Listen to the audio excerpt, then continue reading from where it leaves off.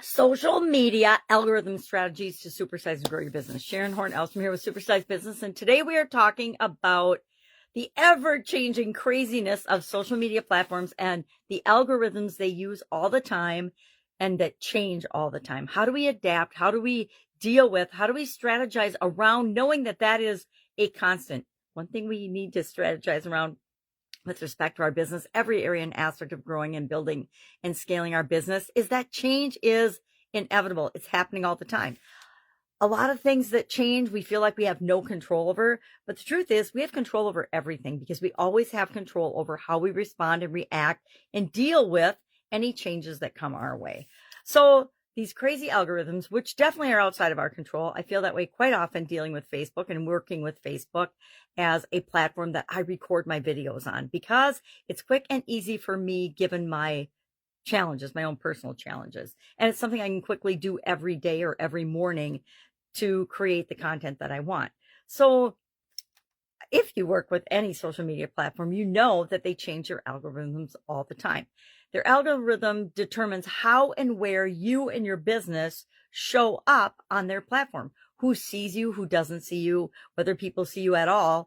I've had changes that I wasn't up to date on and wasn't aware of that wiped out my entire visibility at times. And I had to respond and react and fix those algorithm changes or how I responded to those algorithm changes. So over time, I've adopted these strategies so that whatever changes, whatever happens on any platform won't negatively impact me to the point where I feel like I have to do something immediately to rectify it. So what are some of these adaptive strategies that we can use? Number one, create high quality content. If you're creating high quality content, it positively shows up on every search engine, on every social media platform. If you've got quality content that speaks to your audience, that is informative, entertaining, enlightening, whatever, it is going to rank higher no matter what the algorithm changes are because people will like and engage with that content.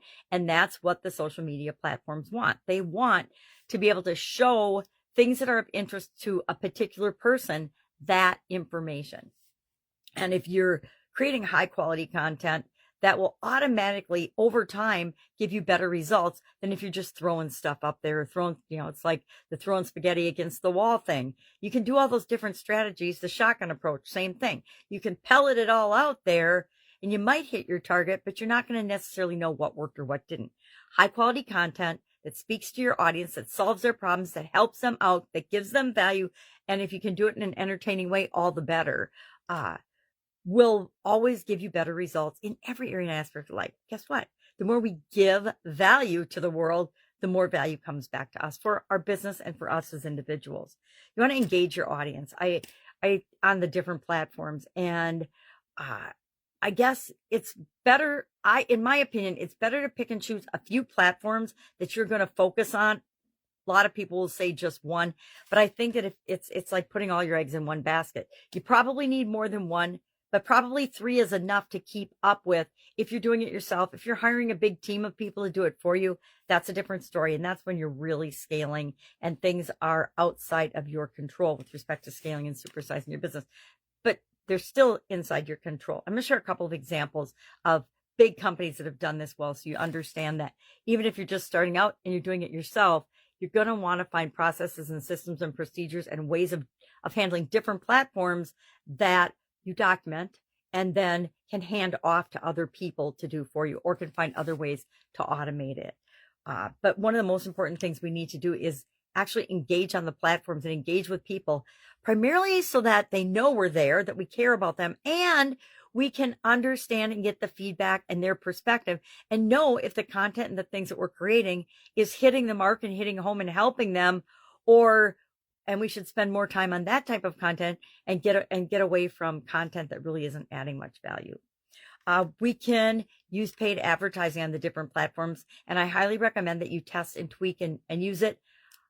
A lot of companies, their whole foundation of their whole strategy is paid advertising. Mine is not and never has been, but I do test paid advertising on different platforms to show my support for those platforms, as well as finding out what's important to them, because if it's important to them to get advertising dollars, it's probably things that I want to incorporate in my social media plans and strategies, because whether I'm paying for ads or not, it will perform better on that particular platform. I hope that makes sense.